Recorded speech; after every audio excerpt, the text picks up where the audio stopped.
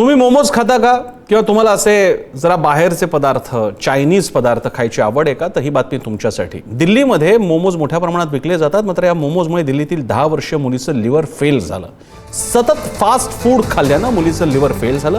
बाहेरचं खाणं त्यामुळे मुलीच्या मेंदूवरही परिणाम झाला। स्मरणशक्ती कमी होणं, नीट चालता येत नसल्याची लक्षणं दिसली। बुरारी परिसरात राहणारी ही मुलगी गंभीर आजारातून थोडक्यात बचावली। प्लाझ्माफोरेसिस या उपचारामुळे मुलीचा जीव वाचलेला आहे। सतत बाहेरच्या खाण्यामुळे मुलांमध्ये फॅटी लिव्हरच्या समस्या उद्भवत आहेत, ज्या त्यांच्या तरुण अत्यंत कुमार वयातच उद्भवत आहेत।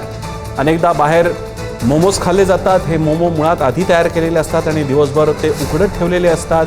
त्याच्या चटण्या कुठे बनवलेल्या आहेत, त्यातला मेयो हा महागडा मेयोनीज नसतो, तर स्वस्तातलं रसायन मिश्रित असतं ते मिश्रण असतं। बाहेरची सँडविचेस की ज्यामध्ये बटर नसतं तर अन्य पदार्थ वापरले जातात। अशा स्थितीत या गोष्टी किती गंभीर ठरू शकतात हे दाखवणारी बातमी। डॉक्टर अमोल अन्नदाते आपल्यासोबत आहेत। डॉक्टर अमोल, प्रश्न फक्त मोमोजचा नाहीये। आज तुम्ही महाराष्ट्रात मुंबईत बघा, चायनीज सर्रास बाहेर मिळतं, अजिनोमोटो प्रचंड प्रमाणात वापरलं जातं। बाहेर तुमच्या सँडविचमध्ये जे बटर असतं ते बटर नसतं, तो एक वेगळा अशाच प्रकारचा वनस्पती तुपाचा प्रकार असतो। अशा असंख्य गोष्टी सांगता येतील। शुगरचा विषय असेल, चटण्यांचा विषय, सगळं काय सांगाल तुम्ही? आणि आता कुमार वयामध्ये लिव्हर फेल होत आहेत। बाहेरचं जे खाणं आहे हे फास्ट फूड किंवा उघड्यावरचं खाणं आहे, याच्यामध्ये माझा आवाज येतोय का? हो, येतोय सलग बोला तुम्ही, येतोय।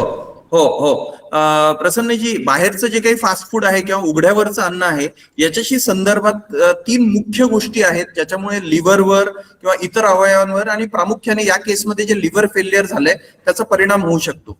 तर सगळ्यात पहिली गोष्ट म्हणजे बाहेरच्या अन्नामध्ये हेपॅटायटिस ए, ई आणि टायफॉइड हे 3 जे व्हायरल आणि बॅक्टेरियल संसर्ग असतात, हे मोठ्या प्रमाणावर आम्ही आमच्या हॉस्पिटल्समध्ये नियमितपणे बघत असतो।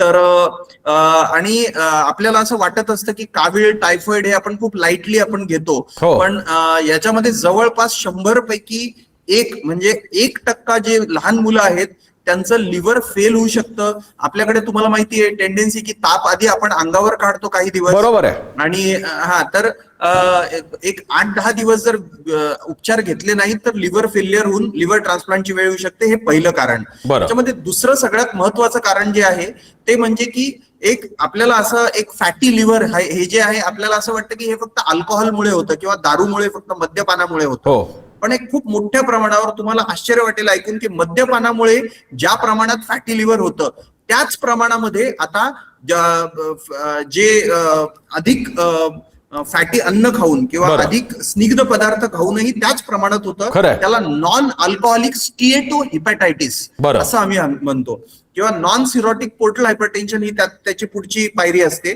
तर तुम्ही आज बघितलं तर 60 ते 70% मुलं जे आहे ते लठ्ठपणा आहे। लठ्ठपणाचं एक साधं मापक आहे की आपल्या कमरेवर जर हातात पकडता येईल एवढी चरबी असली तर तो मुलगा लठ्ठ आहे असं समजायचं। बरं, तर शाळेतली 60-70% मुलं ही लठ्ठ आहेत आणि त्यांचं लिव्हर जर तपासलं तर जवळपास 60-70% मुलांमध्ये फॅटी लिव्हरचा त्रास सुरू झालेला आहे। त्याची लक्षणं लगेच। डॉक्टर अमोल, अतिशय गंभीर आकडेवारी आहे आणि तुमच्यासारख्या डॉक्टरांच्या मदतीनं राज्य सरकारच्या सार्वजनिक आरोग्य विभागानं या बाबतीत विशेष सर्वेक्षण करायला हवं आणि याबाबतीत जनजागृती करण्याची गरज आहे। मुख्य म्हणजे जर का पालकच आपल्या मुलांना बाहेर खाण्यासाठी पैसे देत असतील, बाहेरचं खाणं चालू देत असतील, तर मग डॉक्टर आणि सरकार तरी काय करणार? पण सर्वांकडनं प्रयत्नाची अपेक्षा। धन्यवाद डॉक्टर अमोल या इनपुटसाठी।